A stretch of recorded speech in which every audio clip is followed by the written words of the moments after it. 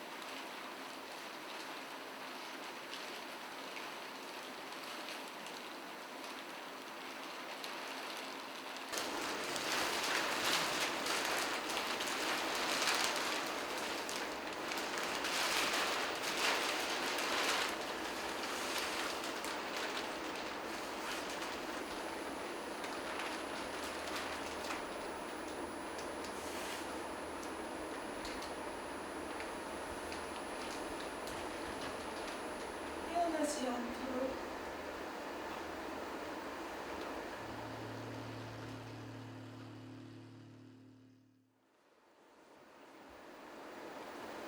어느 날 몇 시에 시작되었습니까? 당신은 어디에 있었습니까? 그 공간은 어떻게 생겼습니까? 당신은 어디에 앉아 있었습니까? 누가 무엇을 말했습니까? 당신은 무슨 말을 했습니까?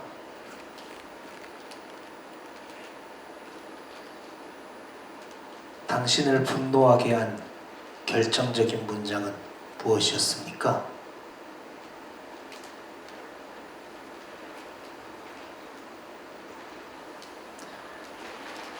그런 일은 유쾌하지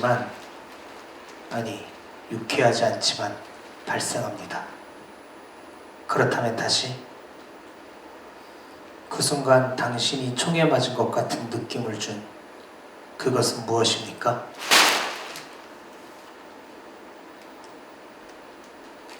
당신을 이런 식으로 끝나게 한 것이 무엇입니까? 그들은 어떻게 반응했습니까? 당신 기분은 어땠나요?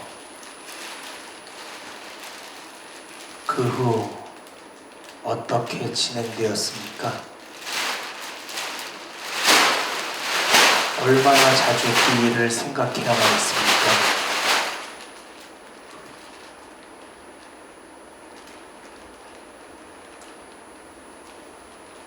하루라도 생각나지 않은 날이 있었나요?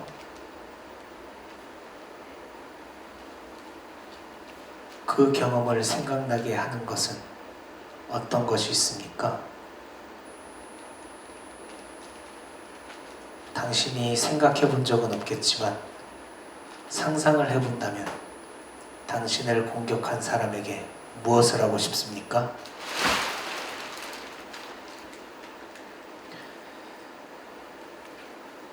제가 당신의 입장에 처한다면 저는 차를 긁고 불을 지르고 살인에 대해 생각할 것입니다.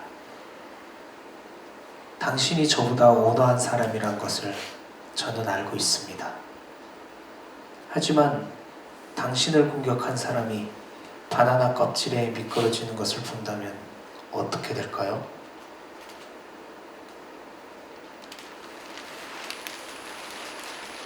당신은 나쁜 생각을 하지 않는 온화한 사람입니까? 저 같은 사람과는 완전히 다른?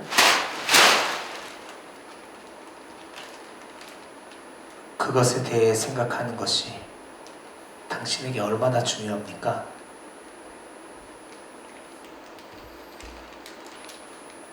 당시 있었던 일을 생각하면 자신의 어리석음 때문에 당신 따귀를 때릴 수 있겠습니까?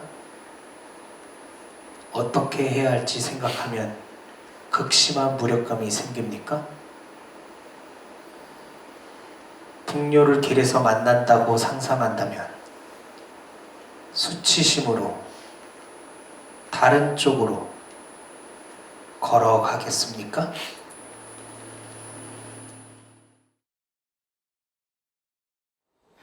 무슨 말을 해야 될지 모르겠네요. 제가 8년 전에 겪었던 일인데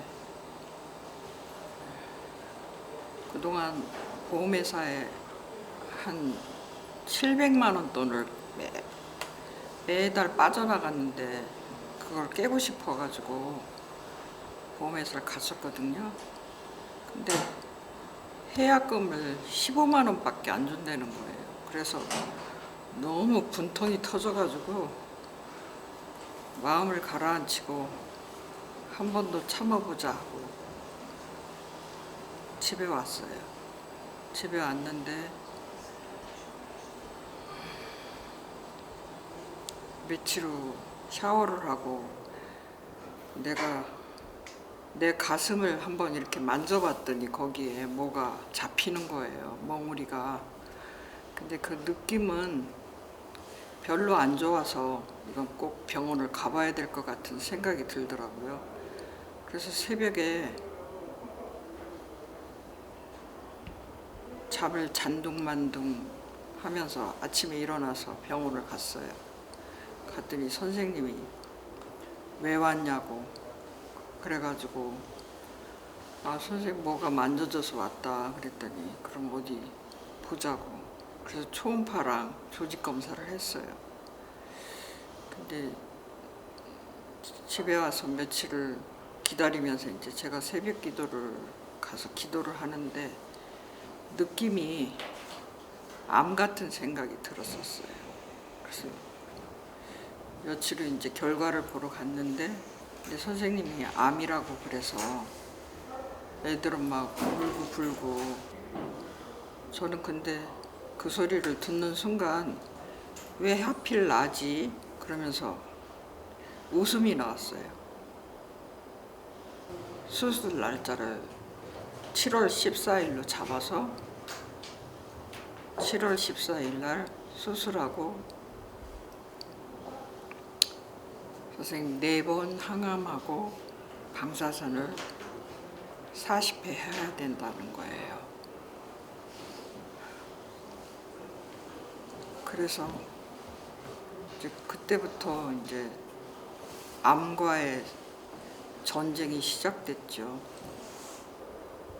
근데 저는 이제 한 20일을 이제 병원에 입원해가지고 이제 퇴원했는데 열이 막 많이 오르면 다시 응급실로 오라는 거예요. 그래서 다시 응급실에 와서 막 열 떨어지는 주사 맞고 막 그렇게 했는데도 열이 안 떨어져서 그때부터 또 그냥 20일을 더 병원에 있다가 4차 항암까지 너무 힘들었었어요. 그게 견디기가 열이 너무 많이 나서 항암 끝나고 매일매일 학교 다니는 것처럼 40번을 병원을 가야 되는 거예요. 방사선 조금 쏘이기 위해서. 제가 누구를 잘 미워하거나 성격이 그렇지 못하거든요. 제가 좀 온화한 편인데 좀 고급스럽게 살아보려고 그랬는데 더러운 놈의 인간을 만나가지고 내 인생이 이렇게 그냥 암으로 힘들었고 막 온몸에 여러 가지 막 종양이 잘 생기는 체질이에요.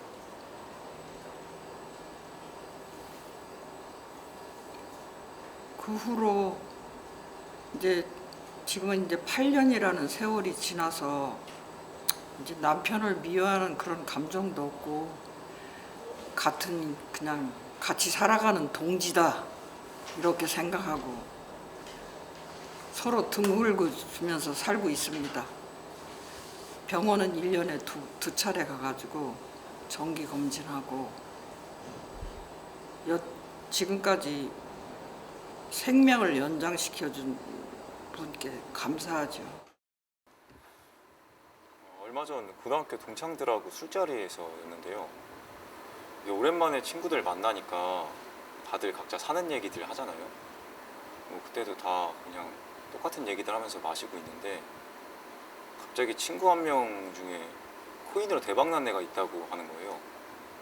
코인이 처음 나왔을 때 장난으로 박아놓은 게 대박이 나서 지금은 뭐 카페 몇 개 차려놓고 매일 그냥 여행만 다닌다고 하더라고요.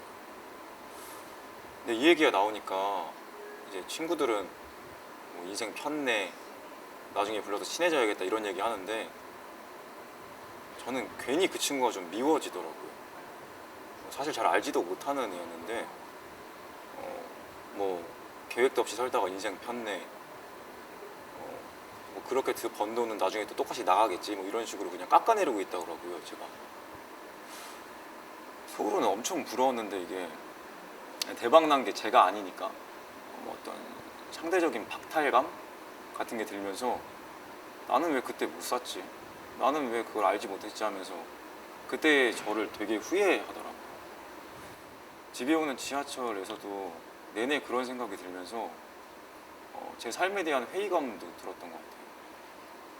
원래는 이제 지하철을 매일 아침에 타면 와 이렇게 많은 사람들이 매일 치열하게 사는구나 하면서 나도 더 열심히 살아야지 했는데 그 일이 있고 난 후로는 제 마음이 완전 달라졌어요.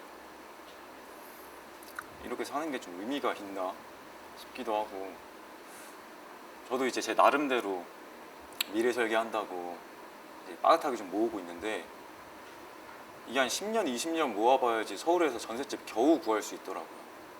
근데 저는 직장이 서울이고 그러면 10년, 20년 후에도 저는 똑같이 줄여가면서 매일 이 지옥철을 타야 되는데 한번 이런 생각이 드니까 이제 출근하는 사람들도 좀 다 바보 같고 제 자신이 되게 한심하게 느껴지더라고요. 한 방에 성공하는 사람들이 많으니까 내가 좀 잘못 살고 있나? 그런 회의감이 막 들면서 이제는 모든 것에 좀 짜증이 나고 화가 나는 것 같아요. 괜히 사소한 일에 화가 나고 뭐 좀 예민해지고 점점 그리고 괜히 사람들 좀 미워하게 되고 근데 이게 잘못된 건 알겠는데 가만 보면 저만 그런 건 또 아닌 것 같더라고요. 다들 좀 어디선가 뺨 맞고 와서 서로에게 좀 푸는 그런 느낌?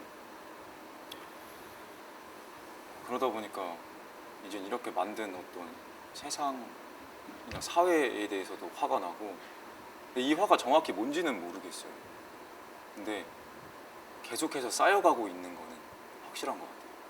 열심히 사는 사람들이 이런 생각을 이제 하게 되면은 저같이 이런 생각을 한번 하게 되면은 누가 합당한 보상을 기대하면서 충실히 일을 하려고 하겠어요. 다들 이제 일확천금만 노리려고 하죠. 저는 요즘 이런 생각들이 좀 많이 드는 것 같아요.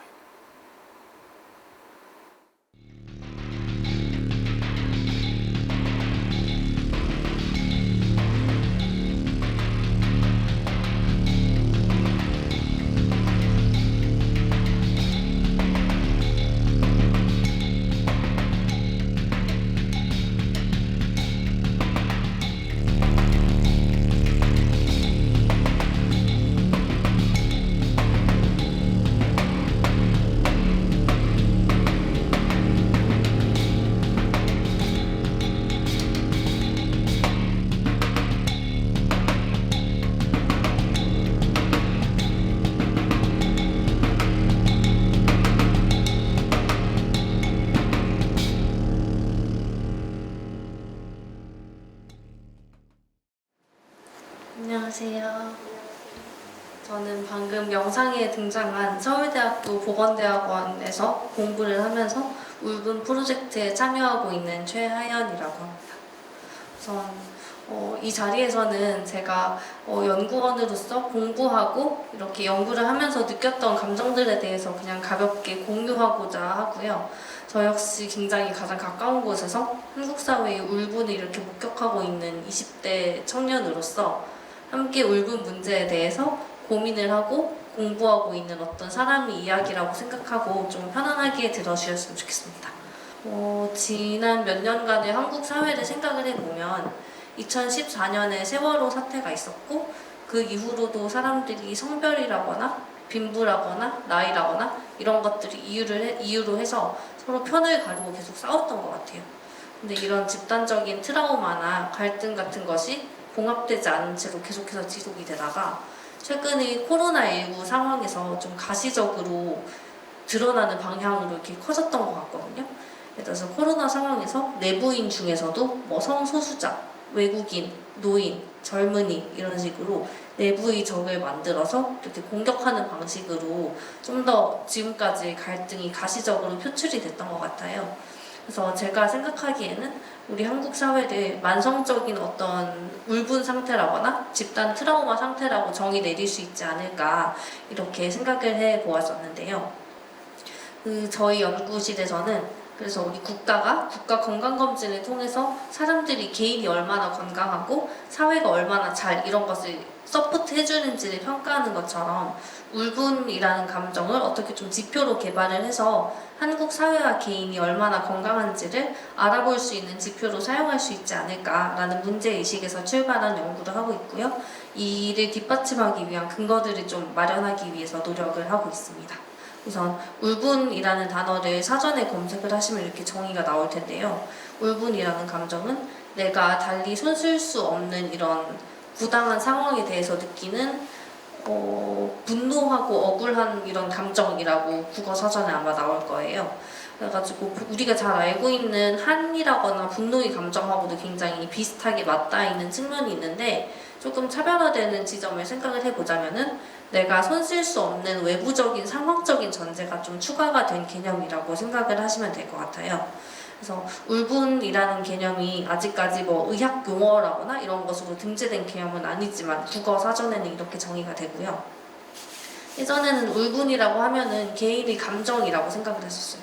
개인의 감정이고 이것에 대한 과학적이거나 의학적인 근거가 없기 때문에 내가 울분을 느낀다면 그건 나의 잘못이 되는 것이었는데 좀 지난 몇 년 동안에는 울분이라는 것을 개인의 감정을 넘어서 사회적이고 집단적인 어떤 감정이나 현상으로 이해를 하려는 움직임이 일어나고 있고요.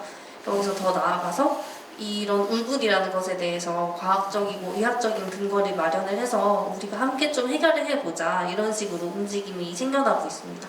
그래서 저도 이 공부를 하기로 결심을 하면서 되게 궁금했어요. 대체 어떤 계기가 있어가지고 이런 식으로 연구의 흐름이 변화하게 되었을까, 사람들의 인식이 변화하게 되었을까 궁금해서 강연도 많이 찾아다니고 공부도 나름 열심히 해보려고 노력을 했었는데요.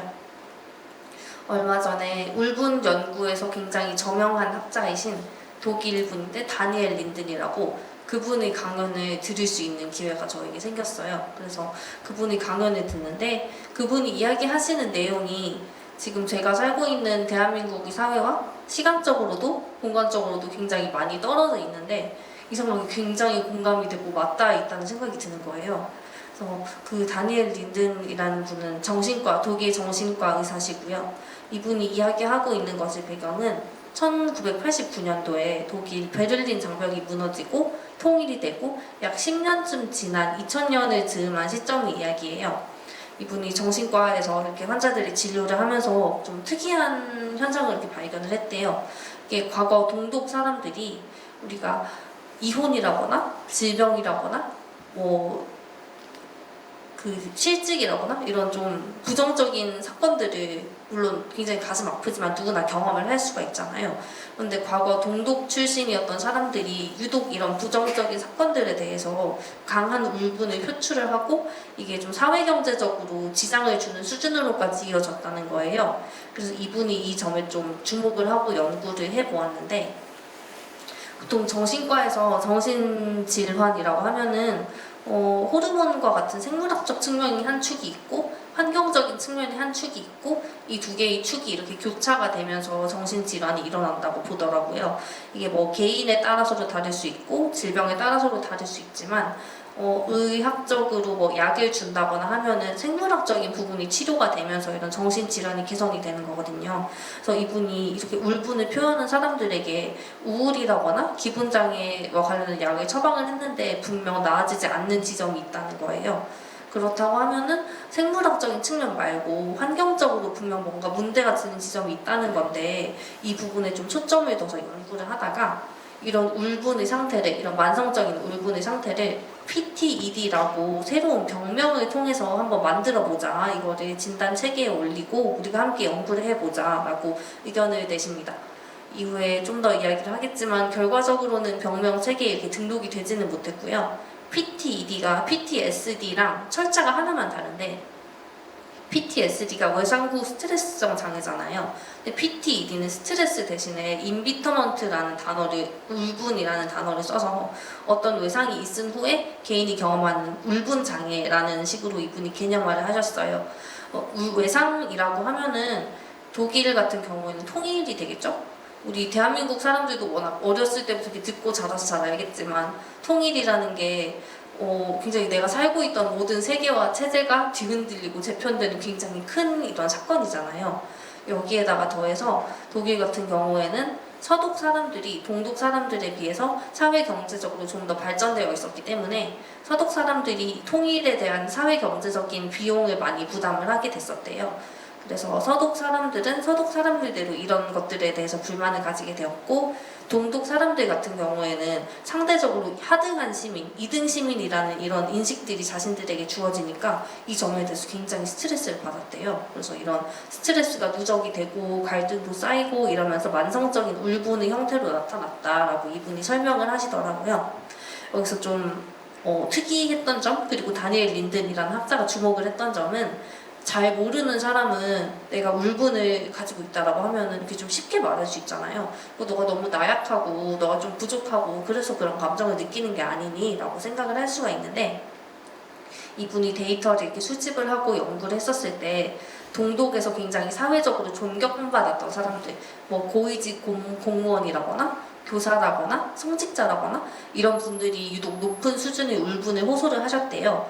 생각을 해보면은 나는 굉장히 이 사회를 위해서 열심히 헌신을 했고 이렇게 모범적으로 살아왔는데 세상이 나의 의지와 상관없이 바뀌면서 나에게 어떤 배신감을 가져다 준 사건이 될 수도 있는 거잖아요, 이분들에게는. 그래서 이분이 이런 점에 주목을 하셨다고 하더라고요. 그래서 다시 2022년에 서울로 돌아와서 생각을 해보자면, 울분이라는 감정에는 분명히 사회적이고 정치적인 집합력이 있는 것 같아요.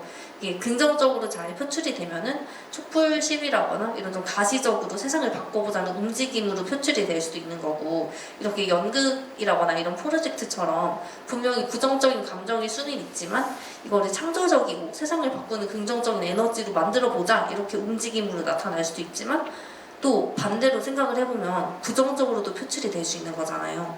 울분이 피로처럼, 이렇게 만성 피로처럼 계속 쌓이게 되면은 사회에 대한 부적응으로 나타날 수도 있고, 이제 사회에 대해 복수하고 싶은 리벤지 판타지 같은 형태로도 이렇게 나타날 수가 있는 거잖아요. 그래서 이렇게 저처럼 이렇게 공부를 하고 있는 사람도 그렇고 연극에 참여하시는 다른 모든 분들도 그렇겠지만, 고민이 되는 지점은 이거인 것 같아요. 그렇다면 울분이라는 게 필연적으로 존재를 하는데 이게 어느 지점까지 쌓였을 때 좀 문제적이고 병리적인 수준으로 전환이 되느냐, 우리는 이것을 좀 어떻게 긍정적으로 해결해 볼 수 있을까, 이런 고민들을 저도 계속해서 하고 있는데요. 그래서 제가 이런 보건이라거나 이런 분야에서 공부를 하는 사람으로 몇 가지 생각을 해보기로는, 첫 번째로는 울분이라는 것을 좀 의학적인 진단 체계에 이렇게 올려서 체계적으로 해결을 해보는 게 어떨까라는 생각이 들어요. 왜냐면은 저희가 정신의 질병도 그렇고 신체의 질병도 이렇게 분류 체계에 따라서 의사가 이게 올라와 있으면 진단을 하고 그에 합당한 치료를 하고 이렇게 하는 건데, 울분은 아직까지 여기 등재가 되어 있지 않기 때문에 만약에 이것을 진단 체계에 공식적으로 등재를 시킨다면은 보험 같은 좀 사회적으로 제도적으로 사람들을 도와줄 수도 있을 것 같고, 공식적으로 진단이나 치료법을 함께 좀 더 고민을 해볼 수도 있을 것 같고, 또 울분이라는 감정이 내가 문제가 있어서 생기는 게 아니라 어쩔 수 없는 거고, 좀 전문가나 사회의 도움을 받아서 함께 해결해 볼 수 있는 이런 문제라는 사람들 사이에서 인식이 형성이 될 것 같아요. 또 두 번째로는 너무 이상적인 말처럼 들릴 수 있는데요. 우리가 노력을 하면은 그 노력에 대한 일정 수준 이상의 합당한 가치가 주어지는 사회라는 사실을 좀 사람들에게 인식시키는 것도 되게 중요할 것 같아요.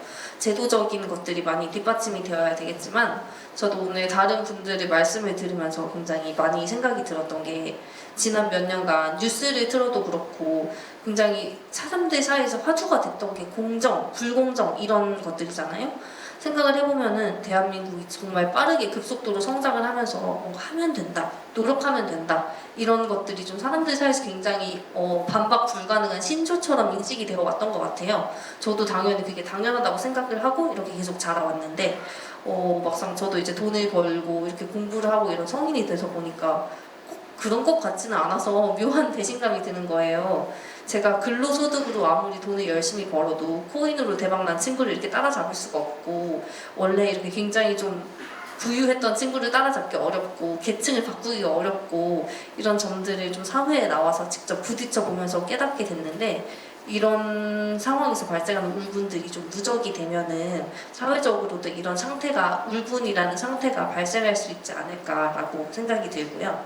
그리고 마지막으로는 울분이라는 게 필연적이고, 우리 사회에서 울분이 필연적이고, 또 외상 후 울분 장애에 대해서, 외상이라는 것은 나의 외부에서 오는 것이잖아요. 그래서 어쩔 수 없다는 거를 어떻게 보면 인정을 해보는 것도 좋은 시작이 될 수도 있을 것 같아요. 그래서 나의 탓이 아니고 내가 혼자 노력해서 해결하기에는 조금 어려운 문제니까 좀 다 같이 함께 해결을 해보는 게 어떨까. 이게 연극처럼 좀 긍정적이고 창조적인 작업이 될 수도 있는 거고, 어떻게든 좀 건강하게 이걸 표출하는 방법을 찾아보는 게 어떨까라는 생각이 들어서, 네, 이렇게 세 가지를 한번 제안을 해보고 싶습니다. 감사합니다.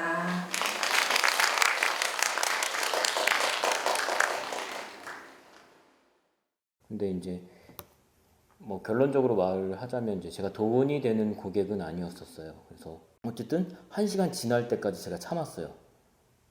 근데 그리고 업무를 다 보고 나오는데 화가 너무 나는 거예요. 그래서 몸이 떨리고 막 하는데, 참아야 돼, 참아야 돼, 참아야 돼, 참아야 돼, 참아야 돼, 이 생각이 계속 나는 거예요. 그리고 여자들이 이렇게 해나가는 게 늘 좀, 저는 이게 너무 계속 쌓였던 것 같아요. 이제 최근 명절에 가서 얘기를 했는데, 이럴 거면 제사를 없애라. 근데 당연히 돌아오는 말은, 너는 자격이 없고 너는 어차피 결혼하면 떠날 아이이기 때문에 너는 이래라 저래라 할 몫이 없다. 그러니 그냥 조용히 있어라. 이렇게 밤에 길을 갈 때 이렇게 공포를 느끼면, 내가 왜 이유 없는 공포를 이렇게 느끼면서 이렇게 평생을 살아야 하지? 라는 생각이 들고 이제 화가 나기 시작하죠. 그러면 내가 이럴 정도면 나보다 더 약한 입장, 더 나이가 많아서 육체적으로 약하다든가, 아니면 키가 작다든가, 더 말라서, 아니면 약간 몸이 불편해서, 이런 여성들은 평생 더. 그쵸. 막 무서움도 있고 막 약간 그런 막 도끼도 있고 그렇긴 한데, 그래서 그때 막 좀 울었나? 울기까지는 안 했는데 막 진짜 엄청 막 벌벌벌벌 떨었던 기억이 나요. 그때 근데 이거를 어떻게 표현을 해서 풀어야 되는지를 모르겠는 거예요. 회피하고 싶은 특정 장소나 회피하고 싶은 사람이나 피하고 싶은 뭐 대상이나 뭐 이런 거에 대한 생각들을 되게 많이 했던 것 같아요. 그리고 생계랑 연결이 돼 있기 때문에 참고 그냥 해야 되는 경우가 많이 있었죠. 거기에 아무런 안전장비 없이 그냥 가래요. 빨리 가세요, 빨리 가세요. 속에서는 네가 가 이 새끼야 이런데 안 올라갈 수도 없고 올라가자니 너무 무섭고 그냥 눈물이 그냥 주르륵 나오더라고요. 자기가 하지 못하는 거를 왜 남한테 당연하게 시키지? 이런 경우들이 종종 있었죠. 나중에는 이제 참다가 그 사람한테 막 쏟아냈어요. 아씨, 네가 너무 싫은데 왜 우리 집에 찾아오는 거야? 문자하고 연락할 때마다 미쳐버릴 것 같다고 막 이렇게 소리도 지르고. 근데 전화로 하니까 그래도 할 수 있더라고요. 아니었으면 진짜 말 못했을 것 같은데 그때 아직 생각하면 막 심장이 떨리고 지금도 약간 생각하니까 막 뭐랄까 두근두근 거리는 거? 이웃, 그러니까 주민, 뭐 단체 이런 말만 들으면 너무 화가 나고 행복한 우리 이웃, 우리 주민 여러분 이런 합성어만 듣기만 하면 막 열이 받아가지고 살 수가 없겠는 거야. 아이씨 헛소리 하고 있네 이런 생각이 막 들어요. 집 지은 사람 때문에도 화가 막 나요. 왜냐면 방음이 안 돼갖고 내 소리가 밖으로 다 들리고 소리가 막 안으로 전달되는 게 그 집 지은 사람까지 막 열받고 원망스럽고 너무 어이가 없는데 화가 아니라 그냥 진짜 얼었어요.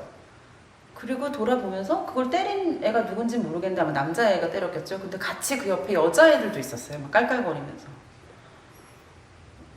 그게 이제 뭐라도 예를 들어 뭐 성희롱이나 뭐 이런 상황에서도 왜 그 순간에 이렇게 막 왜 이러세요? 뭐 왜 그러세요? 뭐 이렇게 못한다고 하잖아요. 근데 저도 정말 그렇게 되더라고요.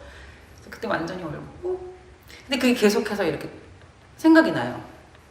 제가 겪은 거는 빙산의 일각인데도 굉장히 화가 나고 제 사람들은 진짜 답답하겠다.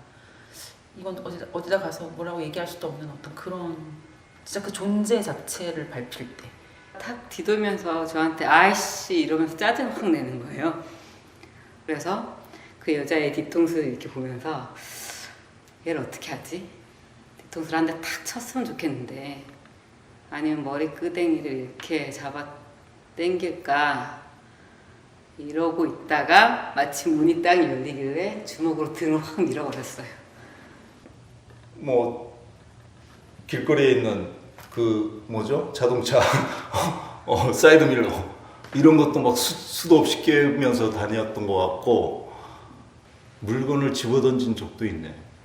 자제력은 어느 정도 생긴 것 같은데 그 감정 그런 어떤 상태가 딱 오면 이제는 아는 것 같아요.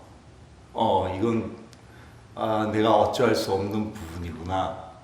그래서 명상을 해야 되나?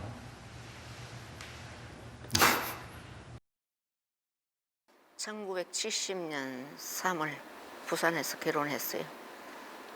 결혼하고 바로 그냥 서울 올라와서 가해동 문간방에서 살다가 그 첫 애기 놓고 돌도 지나고 했는데 갑자기 안암동이라는 동네 판잣집으로 이사를 갔는데 그때까지만 해도 이 바보가 직장을 그만두는지 모르고 있었지. 제과점에 다녔는데 알고 보니까 그만두고 글로 간 거야.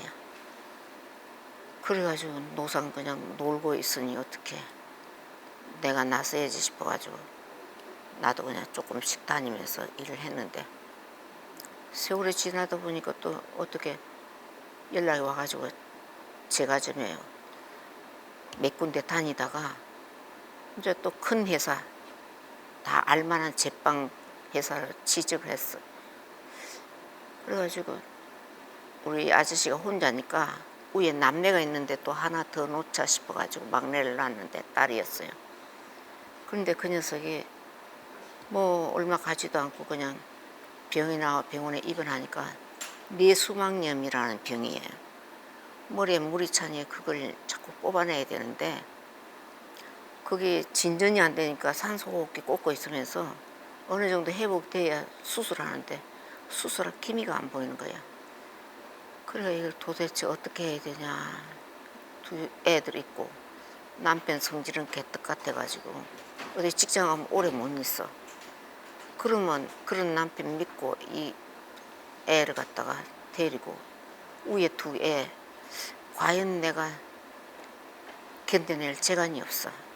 그러다가는 위에 애 둘 다 버리고 가정 파탄 나겠다 싶어가지고 일단 병원에 있으면서 이 병원 저 병원 후회 없이 다녀보자 싶어서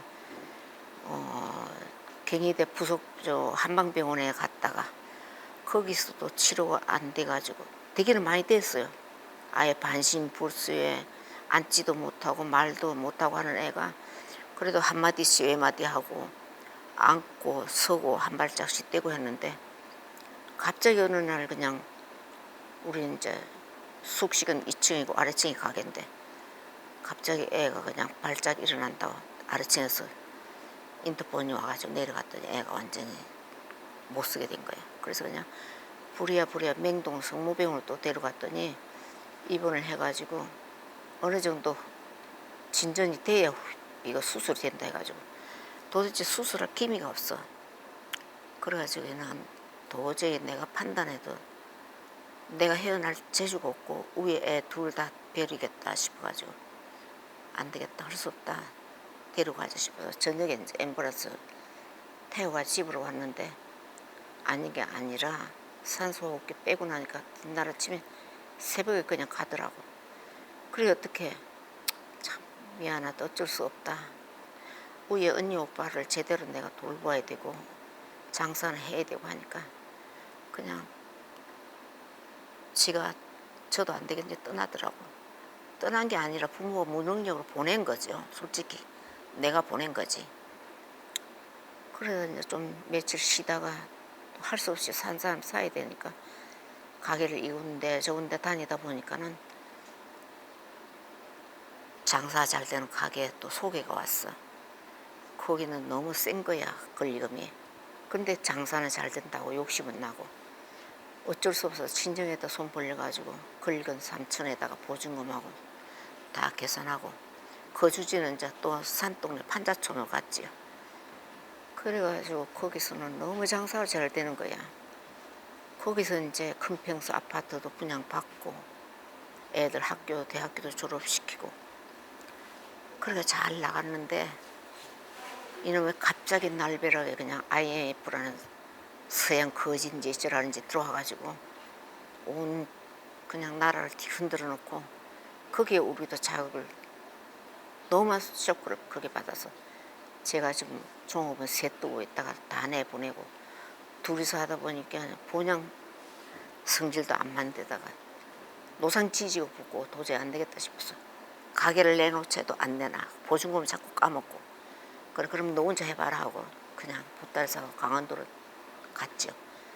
가서 그냥 신나게 놀다가 좋은 데는 다 갔지. 한상 동굴에다 석탄 그 관광지대에다 덕구온천에다 그냥 다 둘러다니다가 부산으로 가자 싶어서 부산 해운대 이제 발 담그고 물장구 치고 그때 또 이어폰 끼고 있었는데 신나게 탁 맞춰서 푸른 파도에 언제까지 나오는 거예요. 너무 좋게 너무 신나게 놀고 있는데 딸한테서 전화 와가지고 엄마 아버지가 아파트 판 것 같아. 뭐? 그냥 놀래가지고 뛰어 올라와가지고 다짐을 받았지. 어떻게 할 거냐 도장 찍을 거냐 내 시킨 대로 할 거냐 하니까 내 시킨 대로 한대. 도장은 안 찍는데 그러면 내일 가게나 청소하고 장사하면서 가게를 내놔야지 안 그러면 안 나간다. 그거 며칠 버텼는데 그 당시 그 아파트가 대형 아파트촌이라 재개발에 들어와가지고 주인이 자기도 사이드 전부의 복도방인데 자기가 한다 해가지고 울며 계좌 묶기로 나왔죠. 보증금 거의 까먹고 권리금 없이 나와가지고 어떻게 갈 데도 올 데도 없고 그냥 작은 아파트에 하루 이틀 살면서 나는 또 갈 데도 없고 뭐 돈은 벌어야 되고 50 넘어서 갈 데는 없고 식당에 뭐 일할 줄 모르니까 설거지통에 손 넣고 설거지하고 있는데 이 인간은 도대체가 자리 찾아다닐 수도 없고 그냥 집에 들어앉아 술꾼 핫도그만 불러가지고 노상 노는 거야. 오면 나한테 걸려가지고 핫도그꾼 술판 벌리고 있으면 핫도그판 확 뒤집어 버리면 다시는 안 오더라고. 그러다 보니까 자기도 안 되겠는지 경비자를 찾아서 아파트 몇 군데 다니다가 적은 아파트에 여자들 하도 별나게 하니까 그 더러운 성질에 또 못 참는 거야. 그래가지고 큰 건물에 경비로 들어가더니 거기서는 뭐 청소할 일도 없고 주차할 일도 없고 지 마음대로 하니까 거기서 한 10년 넘게 일을 하다가 천보를 받았는지 어쨌든지 하여튼 암이 걸렸어. 간암이라 하더니 나중에는 신중하게 또 검사를 하더니 담도암 말기 3개월 사형 선고 받고 병원에서 치료하다가 이제 치료할 게 없다고 병원에서 나가라 그래가지고 요양병원을 갔죠. 요양병원하고 합쳐봐야 한 달 열흘 있다가 그냥 나 고생 안 시키려고 화장실도 다니고 하면서 편하게 가더라고. 병원에서 나가가지고 이제 돌아가셨으니까 이제 병원에서 뭐 삼배 입히고 어쩌고 해가지고 이제 마지막 가족들하고 인사를 하는데 내가 그동안 살아온 그 분함이 너무나 억울하고 그래가지고 웬만하면 내가 좀 그때는 이성을 잃었나 봐. 그 마지막 가는 그 사람을 뺨대기를 그냥 한 번에 탁 찰싹 때려버렸어. 우리 아들, 딸은 이해를 충분히 했을 텐데 사이는 조금 지금 생각하니까 조금 미안해. 내가 언젠가를 한번 다 이야기하고 우리 장모가 참 어느 정도 했길래 그렇구나 한 이해를 할 것 같아. 그러고 나서는 나는 뭐 이제 2016년에 돌아가시고 이제 거기 살다가 2019년에 그냥 애들 옆으로 와가지고 이제 내 인생 내가 찾자. 내 인생 터닝 포인트다. 해가지고 그때부터 신나게 그냥 아주 취미생활 하면서 나 혼자도 여행 다니면서 지금 너무나 가뿐하게 잘 살고 있어요. 어려운 걸 역경을 이기고 피하지 않고 그걸 헤쳐나가니까 좋은 일도 생기고 지혜도 생기고 너무 잘 살게 되더라고.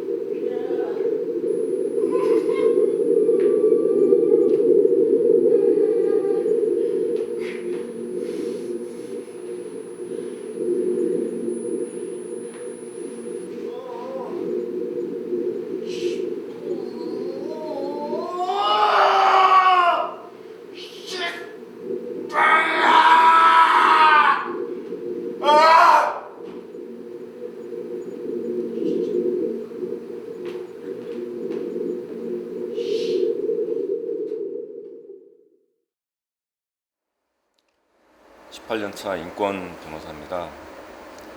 활동을 하다 보면 도저히 잊을 수 없는 순간들을 경험하게 됩니다. 2009년 많은 철거민 사상자를 낸 용산 참사가 있었습니다. 참사 당일 저녁에 시신이 안치되어 있던 병원에 있었습니다. 시신을 보려고 하는 유가족들을 경찰은 아무런 근거 없이 가로막았습니다.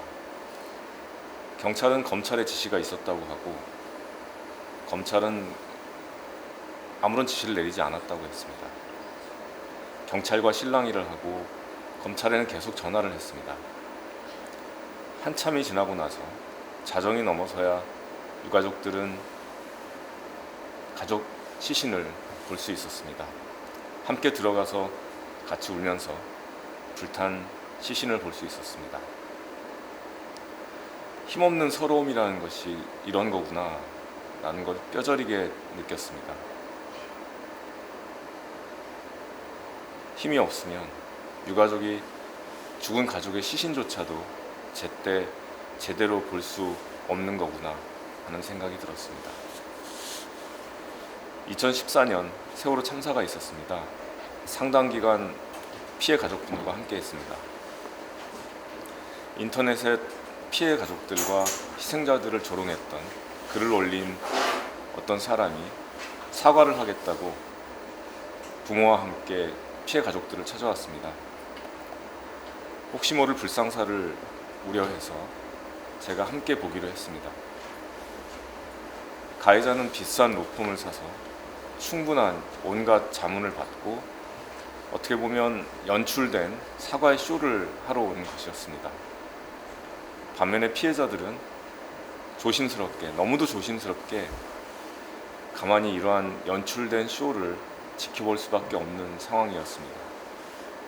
그러한 상황이 너무도 슬펐습니다. 어느 순간 가해자와 피해자는 덤덤하게 가만히 있는데 그 중간에서 변호사인 저는 울고 있었습니다.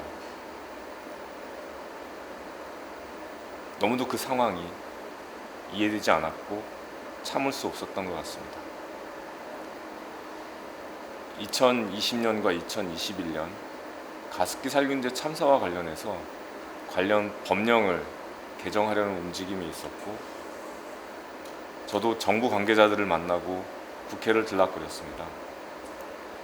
그런데 막상 주무부처인 환경부는 마치 보통 교통사고에서 운전자의 과실을 따지듯이 참사 피해 가족들, 유가족들의 과실상계를 계산하려 들었습니다. 하루는 우연히 환경부 고위 간부를 국회에서 만났습니다. 저를 뚫어지게 바라보면서 마치 이상한 동물을 바라보듯이 어떤 사람인지 만나보고 싶었다고 이런 말씀을 하셨습니다. 좀 유치하긴 하지만 저도 똑같은 표정을 지으면서 똑같은 말씀을 돌려드렸습니다. 그런 생각이 들었습니다. 이렇게 저도 똑같은 괴물이 되어가는 걸까? 외국인 구금시설에 갇혀있던 이주민들이 화재로 인해서 사망했습니다. 자물쇠를 열어주면 도망갈까봐 문을 열지 않았다고 합니다. 버마 민주화 활동가가 난민 신청을 하고 대법원 판결까지 8년이 걸렸습니다. 이 과정에서 취업 허가나 생계 지원은 전혀 없었고 굶어 죽지 않기 위해서라도 법을 어기고 일을 할 수밖에 없었습니다. 한국 기업의 부실 공사로 라오스에 있는 댐이 무너졌습니다. 70여 명이 사망하거나 실종됐습니다. 4년이 넘었는데요. 아직까지도 유족들은 그 누구의 책임 인정도 사과도 들어본 적이 없습니다. 덴마크로 해외 입양 갔던 어떤 분이 40년이 지나서야 얼마나 이 해외 입양 과정이 문제가 많았는지를 알게 됐습니다. 가족이 살아있고 호적이 멀쩡히 있는데 고아 호적이 조작됐습니다.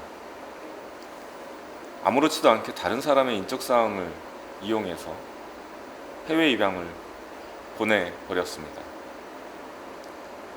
단지 북한 주민, 탈북자라는 이유만으로 비밀 구금시설에 구금됩니다. 한국에 오자마자 탈북자들은 비밀 구금시설에 구금돼서 3개월 이상 간첩, 잠재적 간첩 혐의자로 조사를 받게 됩니다. 이런 현실들을 접하고도 과연 울분을 가지지 않을 수 있다라는 말을 할 수 있을지 의문입니다. 하지만 가장 슬펐던 기억은 피해 가족분들이 서로 갈등하면서 말싸움이 주먹싸움으로 발전하는 것을 막기 위해서 몸으로 가족분들을 껴안고 나갔던 기억입니다. 이태원 참사는 이 모든 일들을 다시 생각나게 합니다.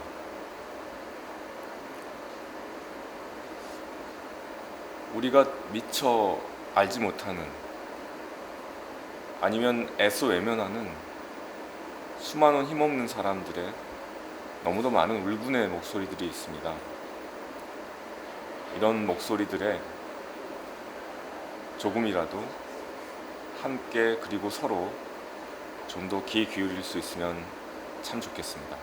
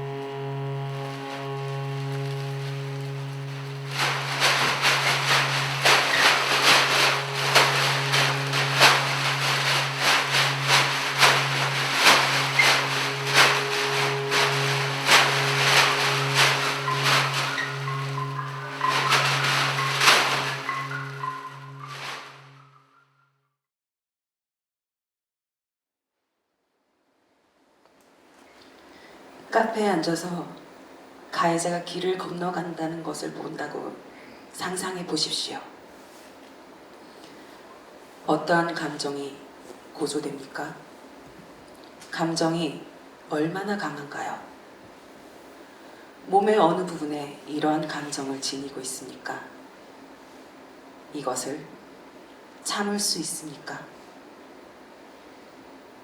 어떤 이미지가 당신을 가장 자극시킵니까? 자신에게 이렇게 말하면 어떨까요? 나는 숨길 필요가 없다. 나는 절대 기죽지 않겠어. 나는 그것을 견뎌낼 수 있어. 지금 어떻게 반응하고 싶습니까?